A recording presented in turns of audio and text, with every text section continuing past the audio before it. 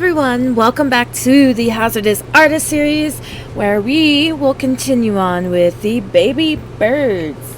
So I apologize for not posting a Hazardous Artist Series episode last week. It was a little bit hectic trying to get everything ready for Stockton Con coming up next weekend. Oh my gosh, next weekend. Ugh. The stress is absolutely real and I have been absolutely exhausted. So it's been a rough ride to say the least. To say the least. Absolutely to say the least. Shut up, computer. The computer's bitching at me right now. So I'm gonna continue off where we left off with the baby birds. And yeah, we're just gonna go from there while I look back and forth between a picture of baby quail and what I'm doing here. So Stockton Con, I'm so excited for it. I'm actually really excited for it. I got new products coming in and I'm excited to show everybody. They won't be in my store until after Stockton Con because I'm not ready for that kind of commitment yet.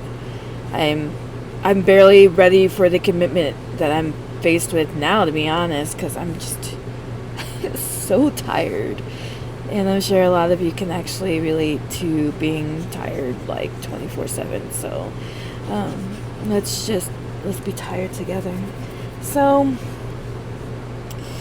had a really strange dream last night, like super weird. And it kind of made me think about all the weird dreams I've ever had in my life. Dreams just like not necessarily bad. Some of them can be quite nightmarish. I've had quite a few stories to tell involving nightmarish kind of dreams, and those would be called, well, they're not night terrors. I classify them as that because it's easier for people to understand the kind of dreams that I actually have sometimes. They would be considered more of the vivid dreams category than the night terrors category, because generally with night terrors I think of them as something you can't really remember the next morning, or you have no recollection, kind of like sleepwalking. Sleepwalking is a form of a night terror. And with mine, sometimes I can remember them and sometimes I can't, and it just kind of depends on the mood and everything. The mood? What kind of talk is that? It just depends on how my brain operates, and that's about as good as it gets when I try to explain my vivid dreams to people. It's so dependent on what my brain decides it wants to do, how it wants to do it, and whether or not it wants me to remember what I had dreams about. And they can be funny for some people if they witness it happening. Sometimes it's absolutely terrifying. I've had plenty of vivid dreams in which I've been almost like incapacitated by fear. Or I do this thing sometimes with my vivid dreams where I go into a flight mode and I leave the room, or I race for the light switch, which is my two go-to flight motions when I'm going through this phase, I guess you could call it.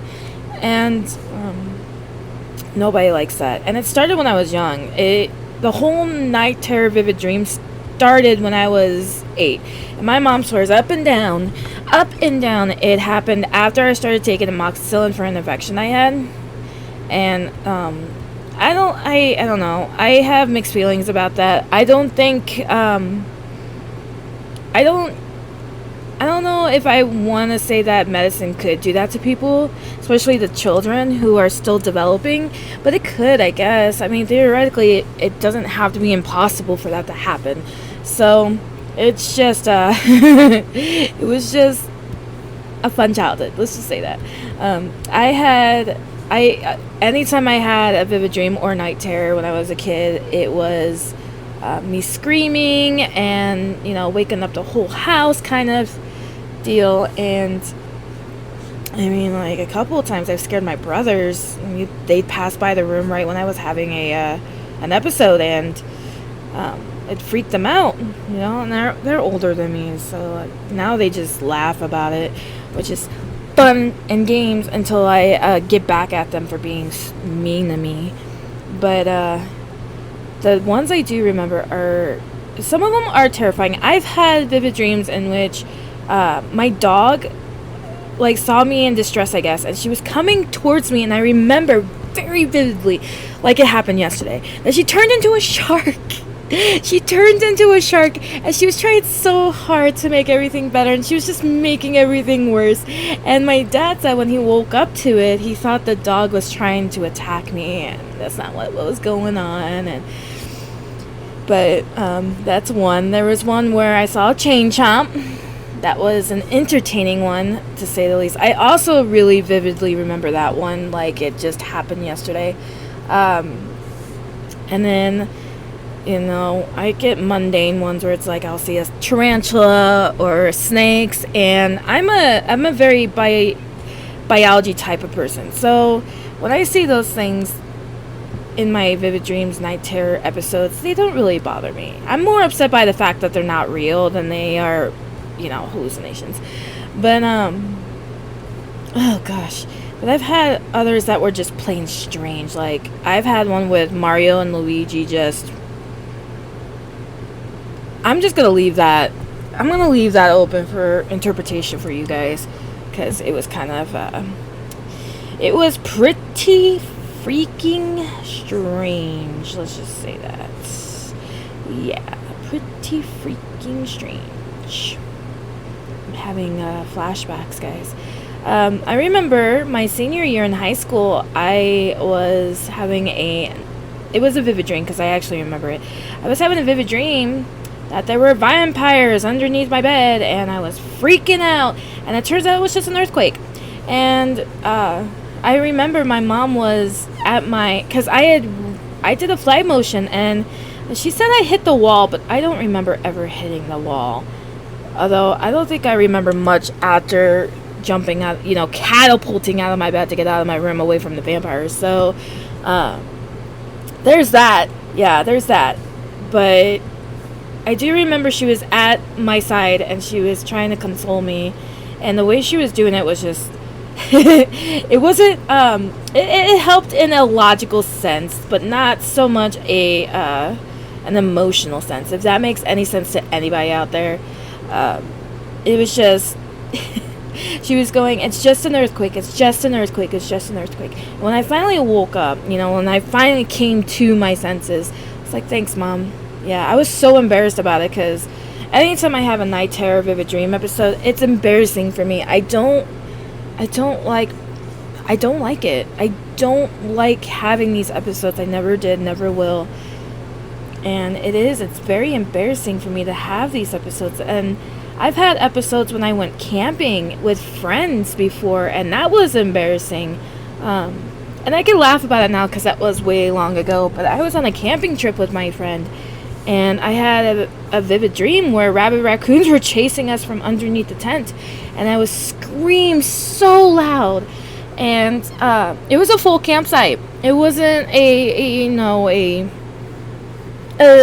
not so crowded campsite. It was a full campsite, and I screamed so loud that a guy from the other side of the campsite actually came over to see if we were all okay. And it was embarrassing, and I wanted to die. I was in high school. I was impressionable. I wanted to die.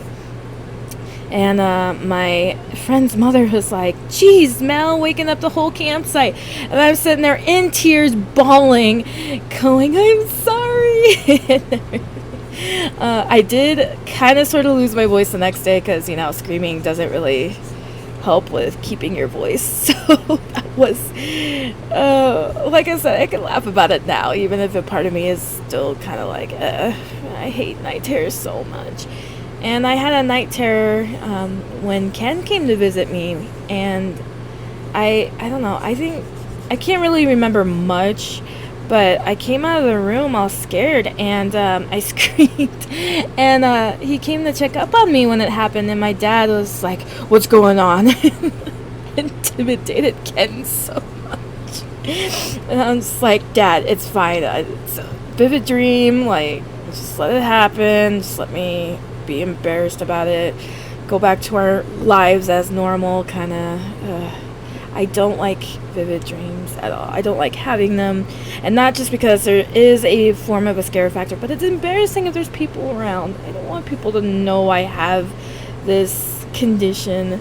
I don't want people to know I have vivid dreams. And that's unfortunate because I was told by several people the reason why I have them is because of my overactive imagination, which to this day I am very convinced I still have it. Gosh, I write a lot. I mean, I'm coloring baby quail, for goodness sake. So, yeah, there's that. And then I've had vivid dreams since then, too. Recently, the last decade, I had one where, where Ken turned into a monster. This was after I moved out. Ken turned into a monster, and I was trying to escape, and his door didn't have a lock on it, so I was just out there. I was holding the door closed, and he was like, "Babe, open the door." And I remember, and it's so weird to have this memory to know that I've said it, but not to have any control over the fact that I did say it at that time. But I said, "I don't trust you." And I don't know if he ever heard that, but I do remember very vividly telling him that. And that's how that started. And I've had others since then too, where he's gonna give me such flack for this, but I had a vivid dream involving the voodoo man from Princess and the Frog. I like super laughs. I am not feeling that great, you guys. And I ran out of that room screaming bloody murder. And when Ken rushed to my side, because I had a flight reaction, I left that bedroom. I slid to my knees and was just holding his leg, and it was kind of pathetic. But vivid dreams, man. Vivid dreams, man. And that was yeah.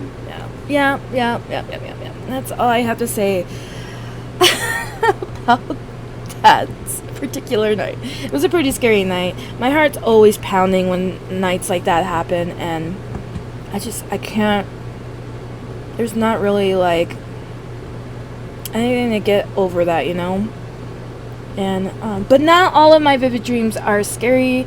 Not all of my night terrors are scary. Not all of them leave me with a beating heart and the shakes and, you know, whatever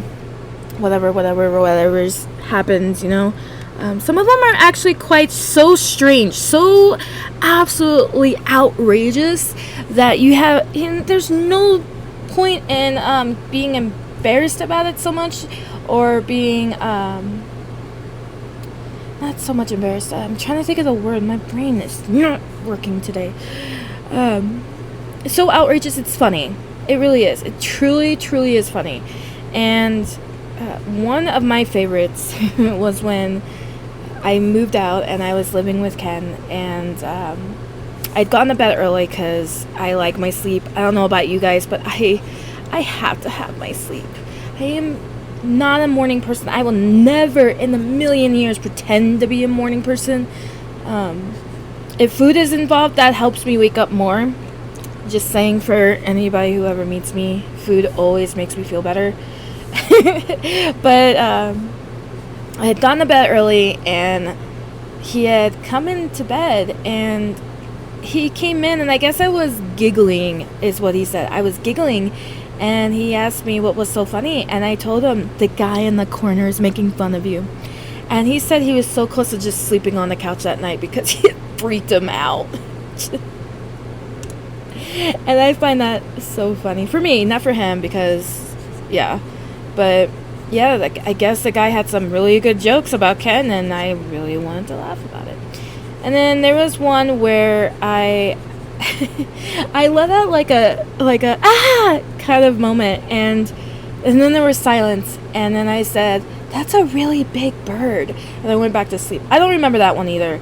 Some of the ones that Ken tells me, I don't know if actually happened or he's just trying to like mess with me. But that was that's one of his favorites, and I quote it sometimes for no reason, just to be stupid. But yeah, so not all of my vivid dreams are terrifying, but the ones that are, they just they leave me crippled. In that it is hard for me to move. I'm shaking really bad, and it's just, I don't know if anybody else has these where they're not night terrors because you can remember them. They're just vivid dreams, and they can be scary or, you know, strange. But my vivid dreams aren't the only things that are strange with my dreams either. Like, as I said, yesterday I had the weirdest dream. So I do insect traps for a living. That's what I do. I love my job very, very much.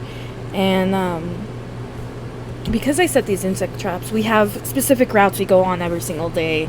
And if you're ever on the Panel Protagonist Discord channel, I always post something into the Discord channel right before I clock in for work. Just so I know, just so people know. Like, have a good day, I guess, or try. Today was my Monday, so I was pretty not feeling it, let's just say that. And my dream was that one of my routes went through, like, the Mississippi River, but the Mississippi River cut through Washington State. And apparently my home base was in Washington State, which in real life it's not. It's in California, but it was just like, why is my home base in Washington? And the strange thing is that I came back to home base super late in my dream, and then the next day I came in to go pick up my traps from the Mississippi route, and HR called me into their office, and they looked at me and they said, "We know you've been harassed, and we know you're not you're the victim," is what they said. "You're a victim, it's okay." And I was so confused in my dream because I was like, who's harassing me? And they didn't know. Like, HR knew something I didn't know, and they kept me all day. And my boss in my dream was so mad about it because someone had to go and pick up my traps because I was stuck in HR going, I don't know what the hell is going on. And I told my boss about my dream today, and she looked at me like, "Are you good?" Yeah, so that's all I have, guys, when it comes to that. I'm just gonna finish some of these highlights on the beak. I actually got pretty far today. I didn't know what to talk about, to be quite honest with you. I've been so stressed out. I'm losing topics to talk about too, and I just need to bring more guests on or something for the Hazardous Artist video, so I have someone to talk to about something. I'm sure someone out there will have a good topic for me someday to talk about that is actually worthwhile to talk about.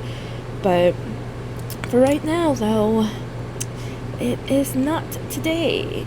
Okay, so I'm going through the highlights, and as you can see, I am undoing a lot of the highlights because I don't like them or whatever. But baby quail are coming up really nice. It is one of those things because the last time I did this, I wasn't really sure it was gonna come out okay and everything. And now that I see it for what it is, now it looks good. I'm really enjoying the way that these birds are coming out now, and not that it makes me want baby quail anytime soon because they're pretty loud. I have to deal with my hens that are pretty loud when they see me too. But so I'm gonna stop it right here, everyone, and I'm glad that you could join me, and I'm hoping not next week but the following week I'll have a new Hazardous Artist video. I could probably record one with the Wits when we are at Stockton during that time. So yeah, maybe she'll have a good topic to talk about so that I don't sit here and go for 25 minutes or whatever. But I'm glad I could make a longer video for you guys. The progress I am making on this is so good. I'm really proud of myself, actually. You'll never hear that again. But yeah, I haven't added anything to my stores yet, but there will be new products after Stockton Con. So because for right now, all my resources, all of my energy is going straight to trying to get Stockton Con ready and settled. Whit's not here this week, so I'm pretty much on my own trying to figure everything out. But just know that it's coming, and I am so happy with what I have procured for Stockton Con so far. So anyway, guys, so until the next time we meet, and I hope I am not this tired and this jittery and ranting, I will see you then. But while you wait, dare to create.